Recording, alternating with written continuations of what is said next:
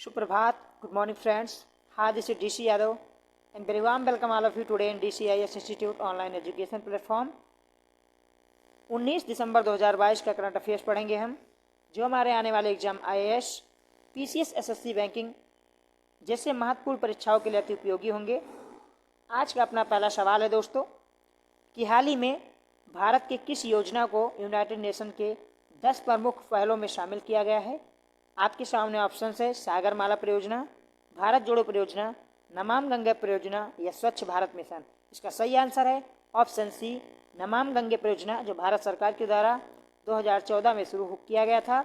इसे United nation ने अपने 10 प्रमुख पहलों में शामिल किया गया है। इसको शामिल करने के लिए जो रिकमेंड किया था वो UNEP ने किया था, यानी यूनाइटेड नेशन इन्वायरमेंटल प्रोग्राम ने। और इसके अलावा यूनाइटेड नेशन के जो फूड ऑर्गेनाइजेशन है, इन दोनों ने मिलकर इसकी विशेषता को ध्यान में रखते हुए यूनाइटेड नेशन में शामिल करने की बात की, जिसके तहत अब नमाम गंगा परियोजना यूनाइटेड नेशन के 10 प्रमुख पहलों में शामिल हो गया है।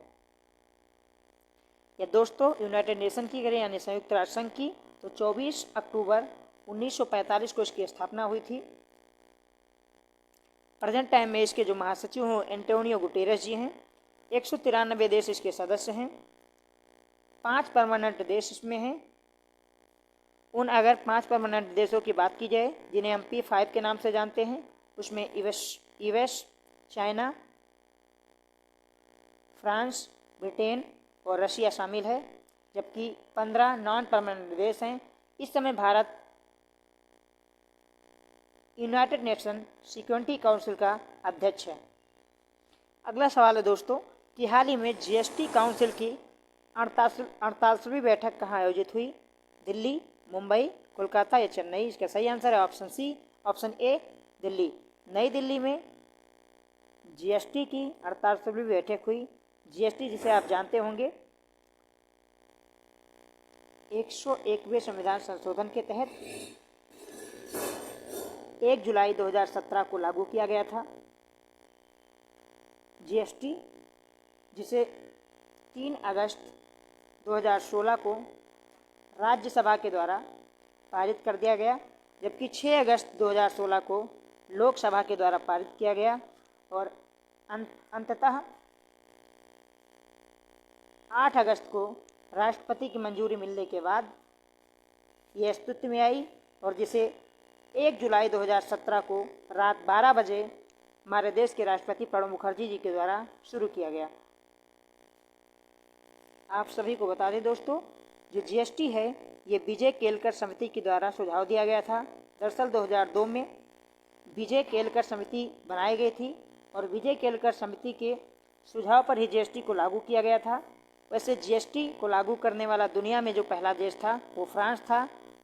फ्रांस ने सबसे पहले GST को लागू किया था और अन्य देशों में GST जो जिस तरह लागू हुई थी उसे देखते हुए भारत सरकार ने विजय केलकर समिति का गठन किया था और इसी समिति के अनुशंसा पे 2017 में GST अस्तित्व में आया। GST दोस्तों 3 प्रकार की होती है।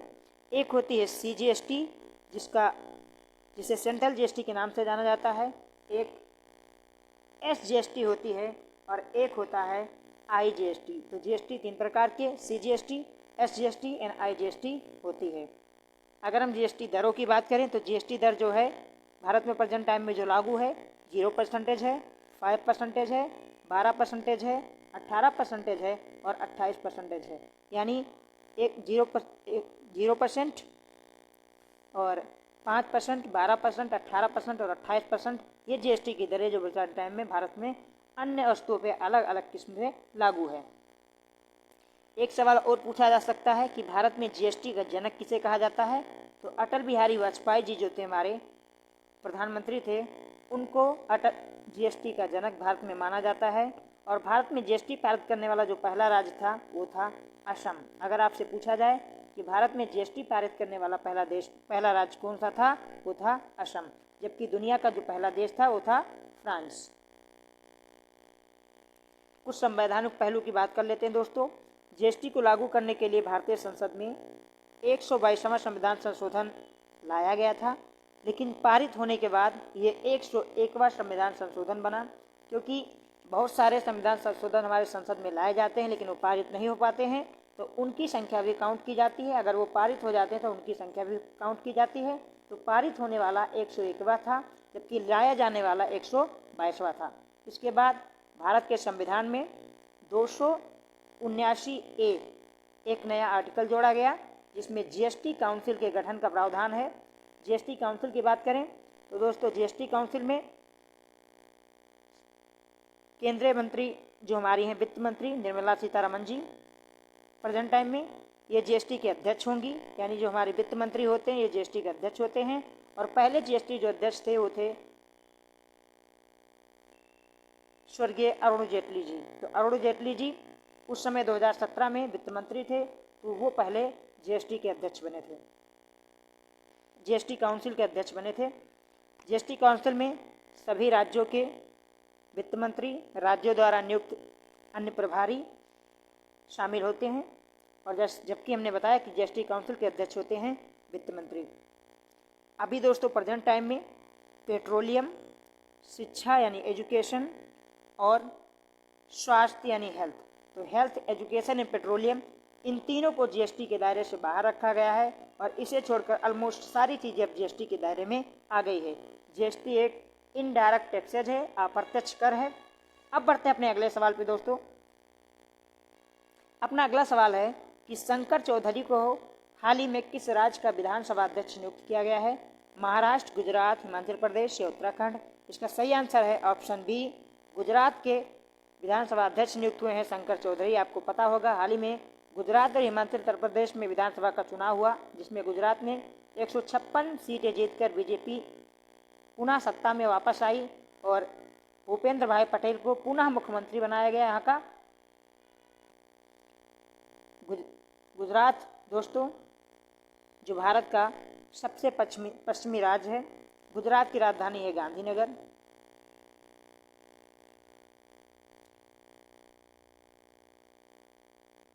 गुजरात में दोस्तों जो साबरमती नदी है, उस नदी के किनारे बसा हुआ है अहमदाबाद। जबकि सूरत, अगर आपसे पूछे कोई किस नदी के किनारे बसा हुआ है, तो सूरत बसा हुआ है ताप्ती नदी के किनारे। गुजरात की एक नदी है जिसे हम माही नदी के नाम से जानते हैं।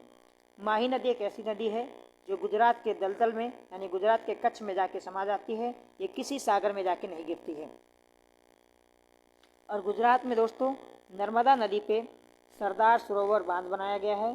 सरदार सरोवर जो बांध है ये भारत का एक प्रमुख बांध है और यहीं सरदार वल्लभ भाई की जो मूर्ति है, जिसे हम यूनिटी ऑफ स्टैचू के नाम से जानते हैं, आप सभी को पता होगा, जो 182 मीटर ऊंची है, ये दुनिया की सबसे ऊंची मूर्ति है, स्थापित किया गया है नर्मदा नदी के तट पे। गुजरात का दोस्तों जो गिर नेशनल पार्क है, गिर नेशनल पार्क में एशियाई शेर पाए जाते हैं और एशियाई शेरों को गुजरात ने अपना राजकीय पशु बनाया है। जबकि गुजरात में अगर अन्य राष्ट्रीय उद्यान की बात की जाए तो कच्छ का जो मरीन राष्ट्रीय उद्यान है वो भी गुजरात का एक राष्ट्रीय उद्यान है। इसके अलावा ब्लैक बक राष्ट्रीय उद्यान आपको गुजरात में मिलेगा, गिर राष्ट्रीय उद्यान मिलेगा। तो यदि आपसे कोई पूछे तो गुजरात की स्थापना कब हुई थी, तो 1 मई 1960 को गुजरात की स्थापना हुई थी। इसी दिन महाराष्ट्र और गुजरात दोनों की स्थापना हुई थी। पहले एक राज्य हुआ करता था जिसे हम बम्बई राज्य के नाम से जानते थे। बाद में बम्बई राज्य को तोड़ के भाषाई आधार पर 2 राज्यों का गठन किया गया, एक गुजरात गुजराती भाषा के आधार पे और महाराष्ट्र मराठी भाषा के आधार पे बनाया गया 1 मई 1960 को। अगला सवाल है दोस्तों कि भारत के पहले रेलवे विश्वविद्यालय के कुलाधिपति किसे नियुक्त किया गया है? एस जयशंकर, मनोज चौधरी, निर्मला सीतारमण या अश्विनी वैष्णव? हमारे रेलवे मंत्री जो हैं अश्विनी वैष्णव जी को पहले रेलवे विश्वविद्यालय जिसे गति शक्ति विश्वविद्यालय के नाम से जानते हैं, आपको पता होगा गुजरात के बड़ोदरा में देश का पहला रेलवे विश्वविद्यालय खोला गया जिसे हम गति शक्ति रेलवे विश्वविद्यालय के नाम से जानते हैं। और इसके पहले कुलाधिपति बनाए गए हैं हमारे रेल मंत्री अश्विनी वैष्णव जी। इनको पद और गोपनीयता की शपथ दिलाई हमारी राष्ट्रपति द्रौपदी मुर्मू जी ने। अगला सवाल है कि सुर्खियों में रहा गोमचा जीआई टैग किस राज्य से संबंधित है? असम, मेघालय, मणिपुर, त्रिपुरा? इसका सही आंसर है असम। असम का जो गोमचा है उसे हाल ही में जीआई टैग दिया गया है, तो इसका सही आंसर है असम।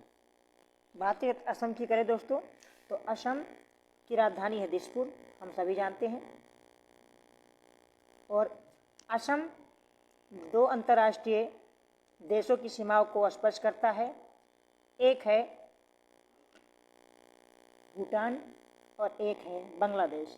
तो भूटान और बांग्लादेश 2 अंतर्राष्ट्रीय सीमाओं को स्पर्श करने वाला असम पूर्वोत्तर भारत का राज्य है। दोस्तों असम में विधानसभा की 126 सीटें हैं, राज्यसभा की 7, जबकि लोकसभा की 14 सीटें असम में है। असम का जो हाई कोर्ट है उसे हम गुवाहाटी हाई कोर्ट के नाम से जानते हैं। असम में स्थित जो माजुली द्वीप है ये भारत का सबसे बड़ा नदी द्वीप है। इसके अलावा 51 शक्तिपीठों में से कामाख्या देवी का जो मंदिर है ये असम में आपको मिलेगा। असम में 2 बायोस्फीयर रिजर्व मिलेंगे आपको दोस्तों, एक तो मानस बायोस्फीयर रिजर्व है, इसके अलावा एक है डिब्रू सुखोया। जो डिब्रू सुखोया बायोस्फीयर रिजर्व है ये देश का सबसे छोटा बायोस्फीयर रिजर्व है, जबकि सबसे बड़े बायोस्फीयर रिजर्व की बात करें तो कच्छ का जो रण है गुजरात में वो देश का सबसे बड़ा बायोस्फीयर रिजर्व है। टोटल बायोस्फीयर रिजर्व है भारत में 18, जिसमें 2 आपको मिलेंगे असम में। इसके अलावा यूनेस्को के वर्ल्ड हेरिटेज जो साइट है जिनकी संख्या देश में इस समय 40 है, उन 40 में से 2 आपको असम में मिलेंगे, एक है काजीरंगा नेशनल पार्क, एक है Manas national park. Kaziranga national park में दोस्तों 1 सींग वाला गैंडा पाया जाता है। इसके अलावा पश्चिम बंगाल में जो गेरुमारा नेशनल पार्क है उसमें भी 1 सींग वाला गैंडा पाया जाता है, और 1 सींग वाले गैंडे को असम ने अपना राजकीय पशु बनाया है। पहले देश में जो हमारे नेशनल पार्क थे उनकी संख्या थी 104। हाल ही में असम में 2 नए राष्ट्रीय उद्यान बनाए गए हैं, एक है दिहंग पटकई और एक है रायमोना। तो लेटेस्ट जो हमारे नेशनल पार्क हैं वो 2 हैं, दिहंग पटकई, रायमोना। अब इनकी संख्या हो गई 106। जबकि लेटेस्ट ही अगर वन्य जीव अभ्यारण्य की बात की जाए तो कृष्ण वन्य जीव अभ्यारण्य है जो आपको मिलेगा हरियाणा में। हरियाणा में 2 राष्ट्रीय उद्यान हैं, एक है सुल्तानपुर राष्ट्रीय उद्यान, एक है केलसर राष्ट्रीय उद्यान। अगर असम के अन्य राष्ट्रीय उद्यानों की बात करें तो ओरांग राष्ट्रीय उद्यान आपको मिलेगा असम में।